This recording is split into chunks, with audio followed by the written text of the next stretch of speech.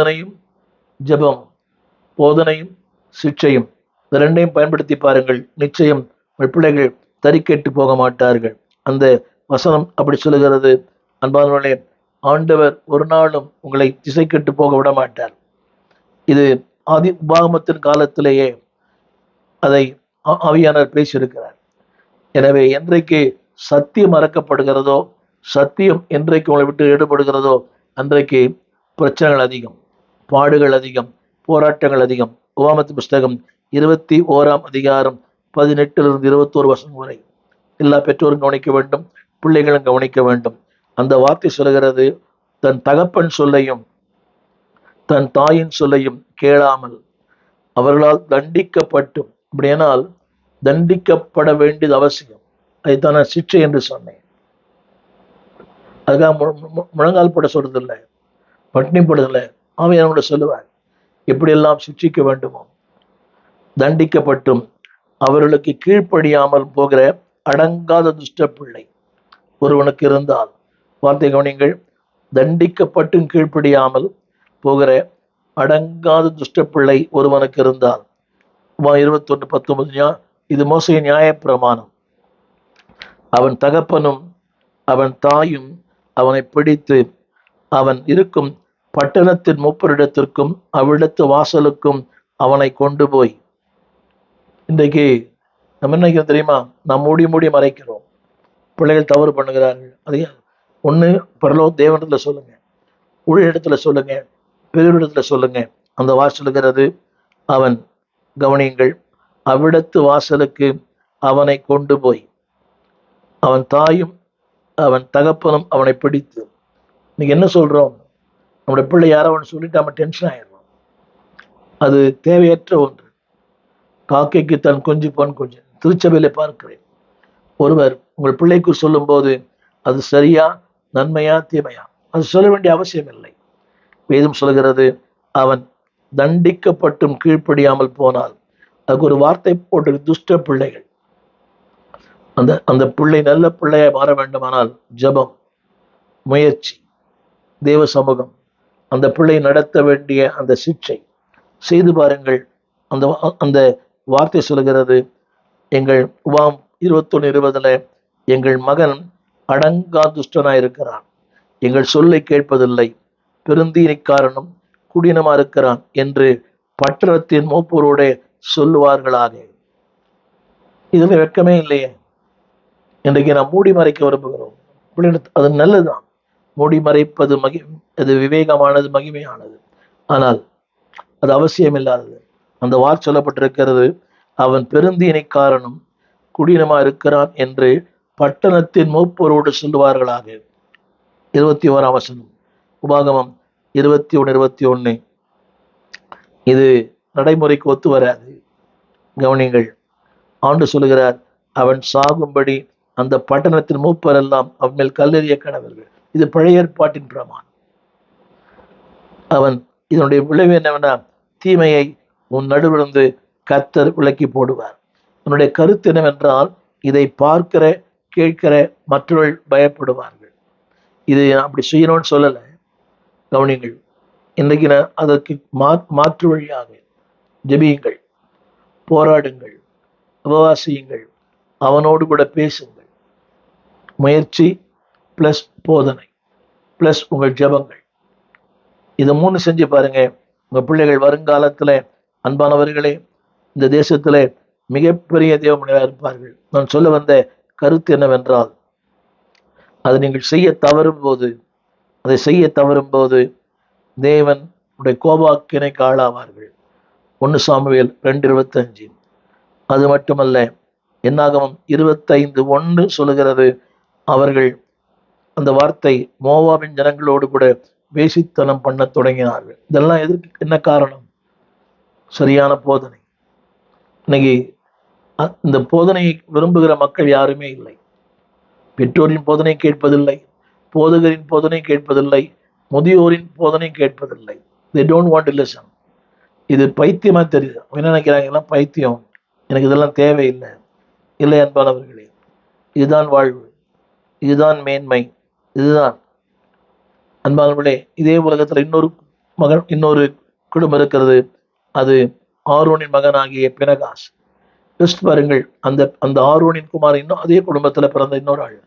பக்தி வைராக்கியம், ஜனங்களுக்காக பாவம் செய்கிற மக்கள் மேல ஒரு ஒரு வைராக்கியத்தோடு வாழ்ந்தான்.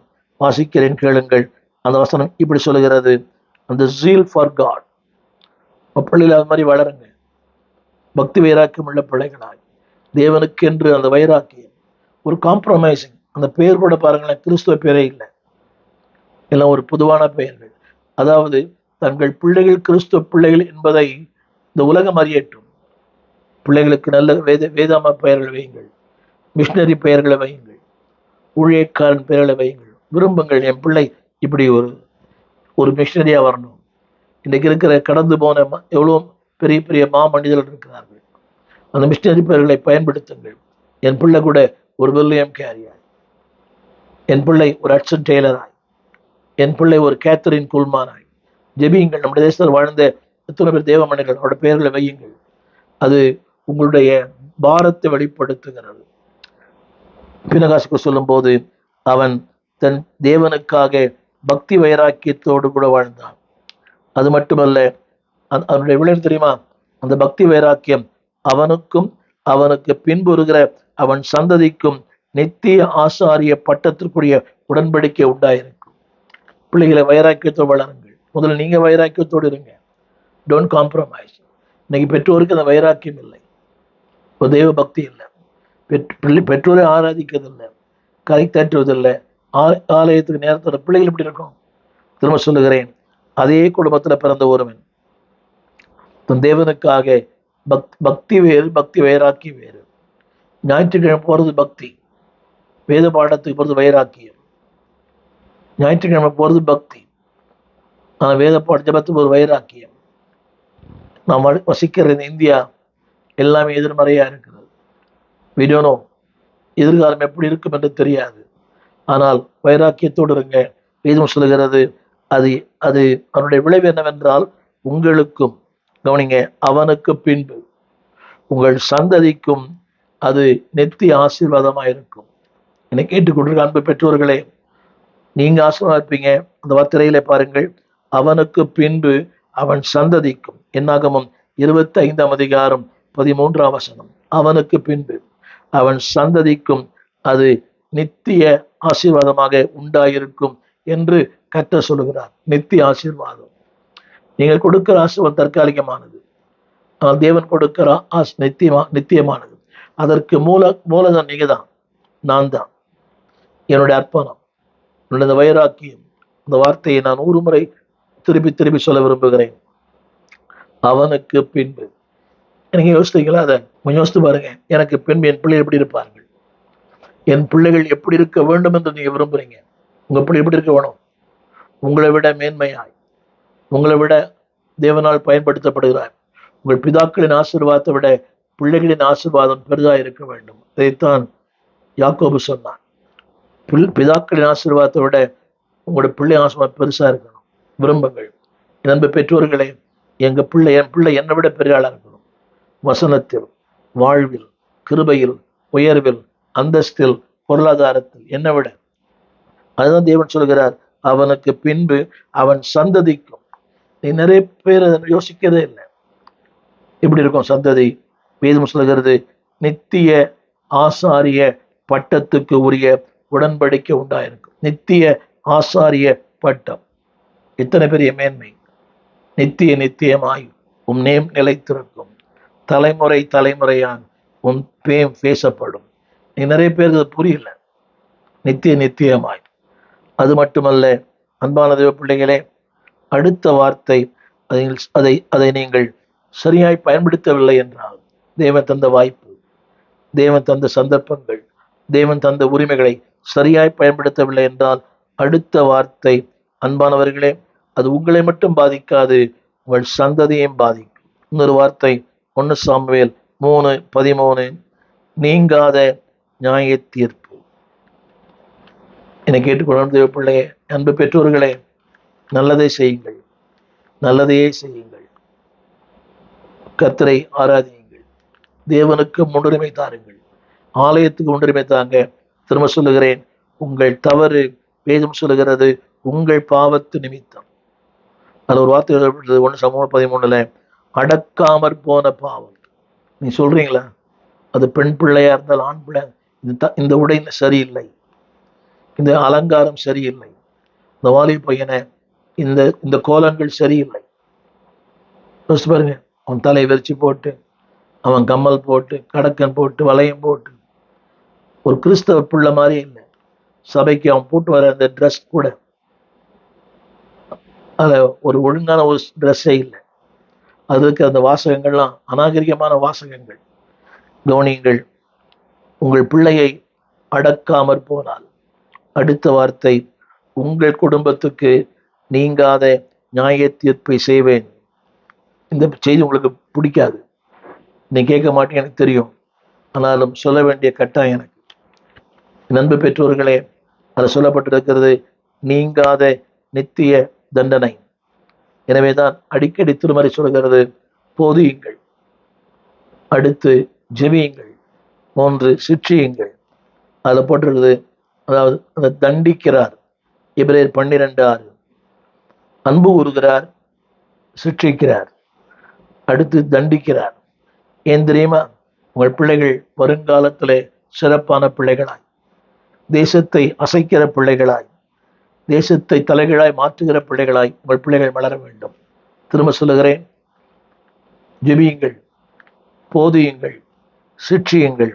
அந்த வார்த்தை சொல்லுகிறது சிற்றை கிளையாமல் இருந்தால், நீங்க சிற்றிக்காமல் இருந்தால், வசனம் சொல்லுகிறது எபிரேயர் 12:8 வேசியின் பிள்ளைகளாய் இருப்பார்கள்.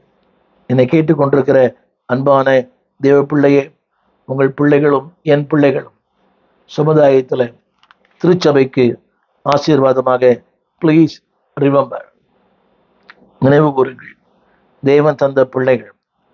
நான் சொல்ல வந்த அடுத்த கடைசி குறிப்பு என்னவென்றால், ஹவு டு இம்ப்ரூவ். இது எப்படி இதை நாம் சரி பண்ணுவது, இதில் எப்படி முன்னேறுவது? திருமறை சொல்லுகிறது நீதிமொழிகள் 15:10 கடிந்து கொள்ளுதலை வெறுக்கிறவன் அவன் சாவான்.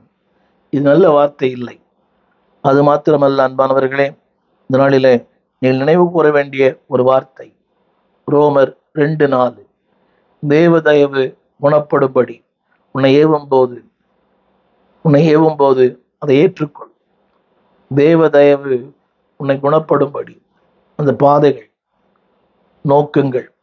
அது உங்களோடு பேசும்போது வேதம் சொல்லுகிறது, இன்னைக்கு அநேகர் அந்த தேவ தயவு என் வாழ்க்கையில வரும்போது அதை நான் சரியா பயன்படுத்தலை. உங்களுக்கு புரிய நினைக்கிறேன் நான் சொல்ற வார்த்தை.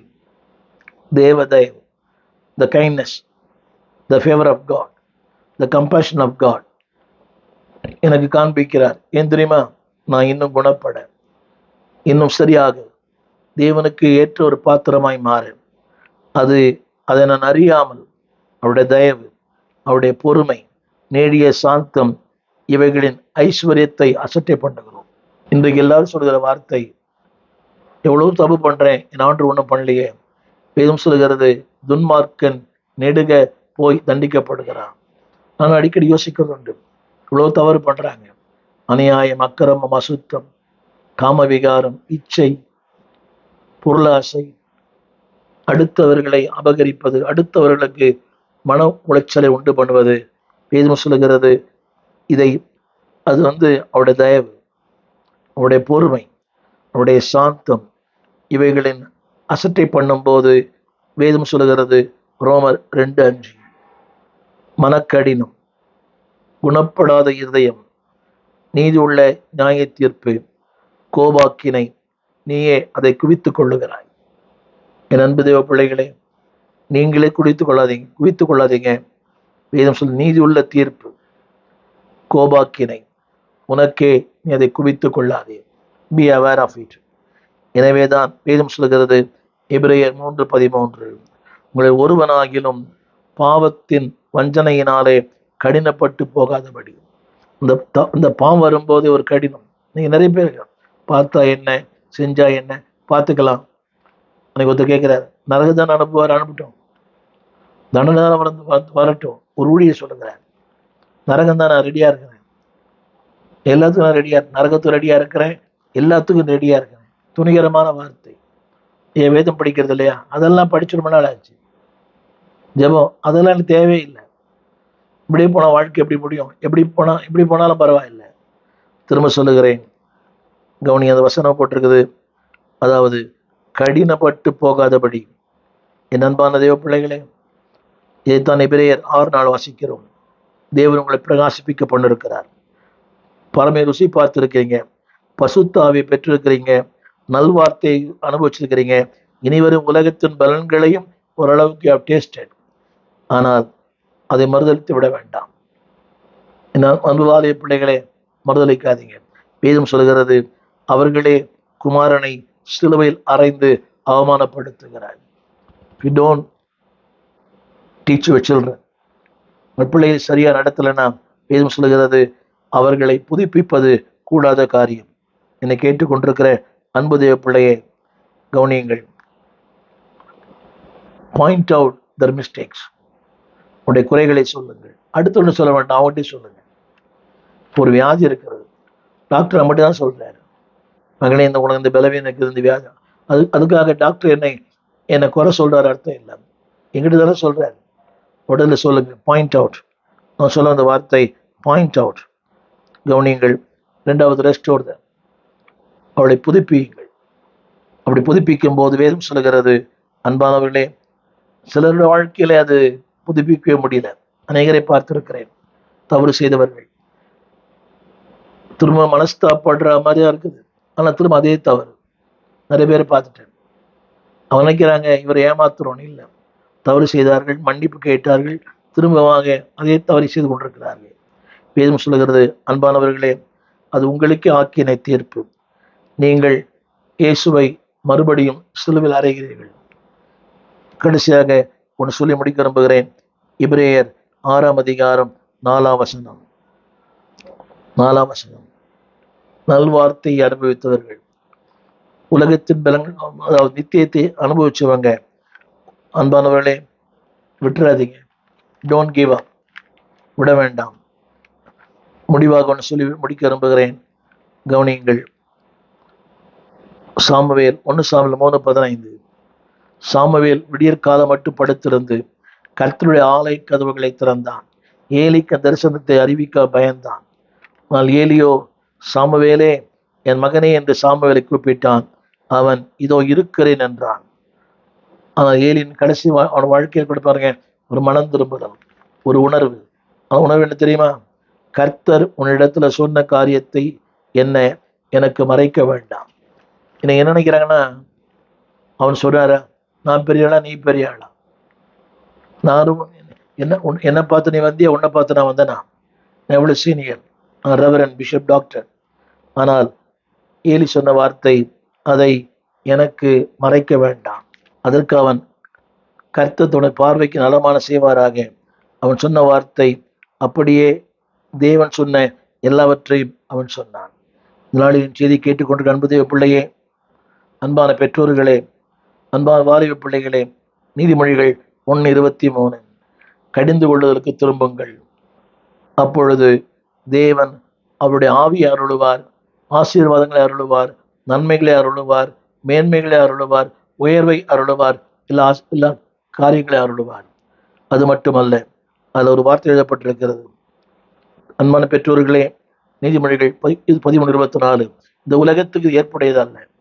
ஆனால் வேதம் சொல்லுகிறது, பிரம்பை கையாடாதவன் தன் மகனை பகைக்கிறான், அன்பாய் இருக்கிறவன் அவனை ஏற்கனவே தண்டிக்கிறான். ஆரம்பத்தில் சொன்னேன், அதிகமான அன்பு நல்லது, ஓவர் செல்ல இருக்கக்கூடாது, கண்டிப்பு இருக்கணும், நிதானம் இருக்கணும், இங்கே சத்தியம் இருக்கணும். அன்பாவுடைய ஆரம்பத்தில் சொன்னதில் போதனை, ஜெபம், உங்கள் முயற்சி, இது 3ம் இருக்கும்போது வேதம் சொல்கிறது உங்களுக்கு ஆசீர்வாதம். அதை செய்ய தவறும் போது, நீதிமொழிகள் 29:15. அன்பானவர்களே, அது தன் தாய்க்கு வெட்கத்தை உண்டு பண்ணும். அதை 29:17. சிற்றை செய், போதி, ஜெபம் பண்ணு, அவன் உனக்கு ஆறுதல் செய்வான், உன் ஆத்மாவுக்கு ஆனந்தத்தை உண்டாக்குவான். என்னை கேட்டுக்கொண்டிருக்கிற அன்பான தேவ பிள்ளைகளே, உங்கள் பிள்ளைகள் ஆனந்தம் கொடுக்கிற பிள்ளைகளாக, ஆசீர்வாதம் கொடுக்கிற பிள்ளைகளாக, பரலோகத்துக்கு நன்மை கொடுக்கிற பிள்ளைகளாக உங்கள் பிள்ளைகள் மாற உங்களுக்காக ஜெபிக்க விரும்புகிறேன். திருமறை சொல்கிறது, அன்பானவர்களே, it is not too late. இன்னும் காலம் தாமதமாகவில்லை. இன்னும் கர்த்தர் சந்தர்ப்பம் கொடுத்திருக்கிறார், வாழ்வு கொடுத்திருக்கிறார்.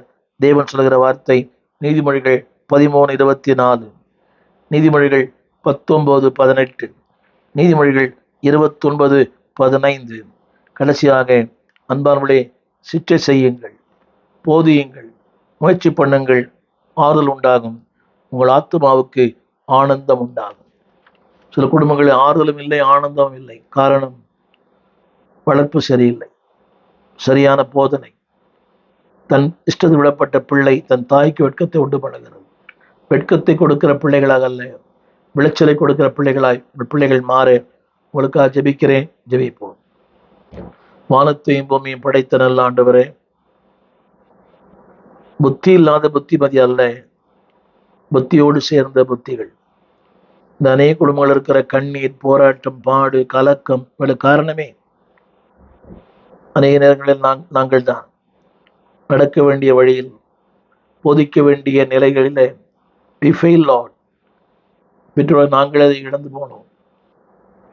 ஆண்டவரே, அதிகப்படியான அன்பு, அதிக அக்கறை இல்லாத வாழ்க்கை, நாங்களே எங்களுக்குள்ளே சரியான தீர்மானம் இல்லை, தெளிவில்லை. ஆண்டவர், நாங்கள் நல்ல பெற்றோர்களாய், எங்கள் பிள்ளைகள் நல்ல பிள்ளைகளாக, வருங்கால இந்தியாவை மாற்றுகிற பிள்ளைகளாக எங்கள் பிள்ளைகள் மாறட்டும்.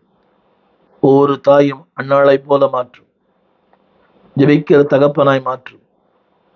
ஏலி ஒரு ஊழியன்தான், ஆசாரிய குடும்பத்தை பிறந்தவர், 40 ஆண்டுகள் நியாயம் சேர்ந்தவர். ஆனாலும் he missed the mark, he missed the goal, he missed the aim.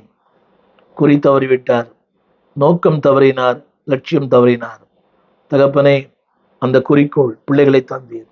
இந்த நோக்கம், இந்த லட்சியம், எங்கள் பிள்ளைகள் நாளை இந்தியாவிலே ஒரு மிகப்பெரிய சாமுவேலர்களாய், மிகப்பெரிய ஊழியர்களாய், மிகப்பெரிய ஆண்டவரை சுவிசேஷகளாய் இந்த பிள்ளைகள் மாற வளர, ஆண்டவரே, நாங்கள் எங்களை ஆராய்ந்து பார்க்கிறோம். பினகாசை போல வைராக்கியமுள்ள பெற்றோர்களாய், ஆண்டவருக்கு என்று எழும்பி பிரகாசிக்கிற பெற்றோர்களாய் எங்களை மாற்றும். புத்தியற்ற புத்திமதி அல்ல, புத்தியோடு கூட காலத்தை, பருவத்தை பயிர் செய்யும். சரியான நேரத்தில் எங்கள் பிள்ளைகள் நாங்கள் ஆண்டவர் வளர்த்த ஆளாக்க இறக்க செய்யும். காலம் கடந்த பிறகு அல்ல, நாட்கள் கொடிதாய் மாறிடும் முன் எங்கள் பிள்ளைகள் நமக்கென்று ஆதாயம் செய்வோம். ஒவ்வொரு பெற்றோரும் ஆண்டவரே புத்தி உள்ள பெற்றோராய், ஒவ்வொரு பிள்ளைகளும் பினகாசை போல, ஆண்டவருக்கு என்று வைராக்கியமாக ஜெபிக்கிற பினகாசை போல, இஸ்ராவை போல பிள்ளைகள் வளரட்டும். நல்ல பெற்றோர்களாய், நல்ல தாய்மார்களாய், நல்ல தகப்பன்மார்களாய் இருக்க உதவி செய்யும். திரண்ட ஆஸ்தி, உயர்ந்த கல்வி, செல்வாக்கு அத்தனையும் ஆண்டவருக்கு என்று பயன்படட்டும். பிள்ளைகளை ஆசீர்வதிங்க, குடும்பங்களை ஆசீர்வதிங்க. இதுவும் திருச்சபையில கீழ்ப்படியாத மக்கள் அவர்களோடு பேசும். வெட்கத்தை உண்டு பண்ணுகிற பிள்ளைகளாய் அல்ல, ஆனந்தத்தை உண்டு பண்ணுகிற பிள்ளைகளாய் எங்கள் பிள்ளைகளை மாற்றும். நன்மைகளால் நிரப்பும். இயேசுவின் நாமத்தில் நல்ல பிதாவே, ஆமென். அன்பு பிள்ளைகளே, வெட்கத்தை உண்டு பண்ணுகிற பிள்ளைகளாய் அல்ல, ஆனந்தத்தை உண்டு பண்ணுகிற பிள்ளைகளாய் மாற உங்களுக்கு ஜெபிக்கிறேன். இந்த செய்தி இன்னொரு முறை கேளுங்கள், முடிந்தால் மற்றவர்களுக்கு அனுப்புங்கள். நல்ல பெயரை வாங்க வேண்டும் பிள்ளைகளை. நல்ல பெற்றோராயிருங்கள், நல்ல பிள்ளைகளாயிருங்கள். God bless you.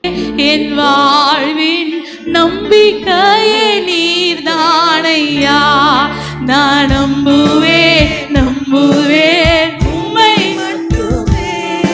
என் வாழ்வின் நம்பிக்கையே நீர்தானையா, நான் நம்புவேன் உம்மை மட்டுமே. என் வாழ்வின் நம்பிக்கையே என் ஜீவனாட்களெல்லாம். என்று உம்மை சார்ந்திருப்பேன்.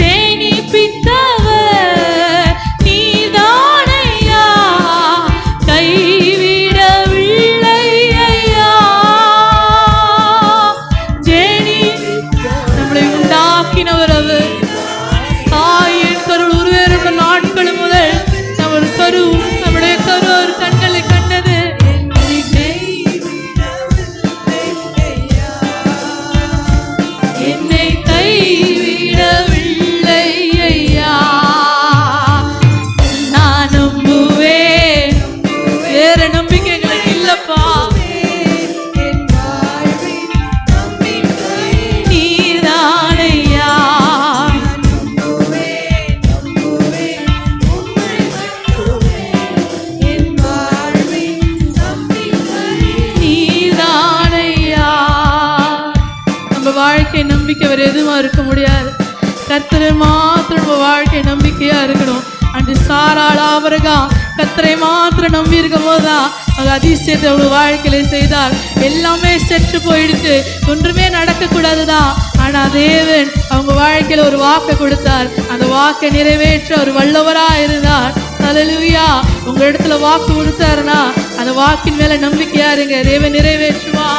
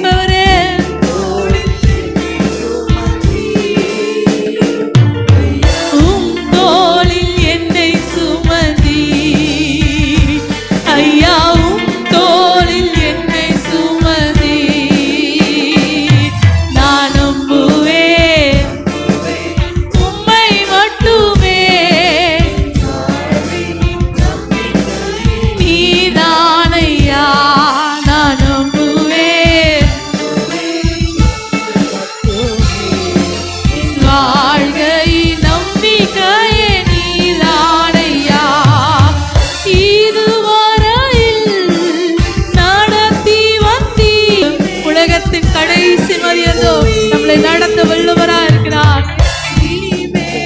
நடத்திடுவி நடத்திடுவி நான் நம்புவேன். என் நம்பிக்கையே என் வாழ்வு நம்பிக்கையே நீதானையா.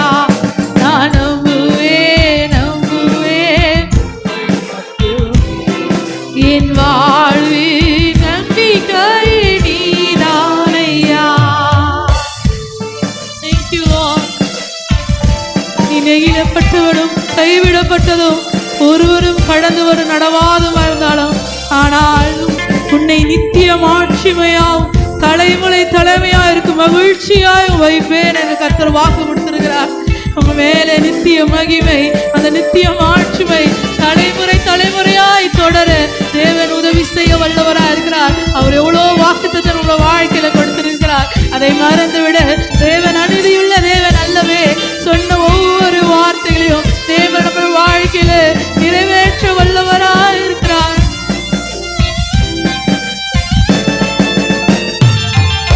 சோதனையோ வேதனையோ ஏசையா உம்மை நம்புவேன்.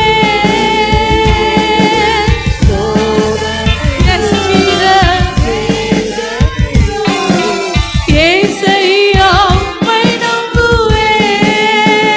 எங்கள் விலாசம் போதகர் ஸ்டீஃபன் தேவகுமார், திறந்த வாசல் சபை, நம்பர் 65, பரமானந்த தெரு, 7 கிணறு, சென்னை 600001. தொடர்புக்கு 9841839287. மேலும் 04443183330. எங்கள் மின்னஞ்சல் stephenopendor@gmail.com. எங்கள் தேவ செய்திகளை யூடியூப் சேனலில் பார்த்து பயனடையுங்கள். தேவன் உங்களை ஆசீர்வதிப்பாராக.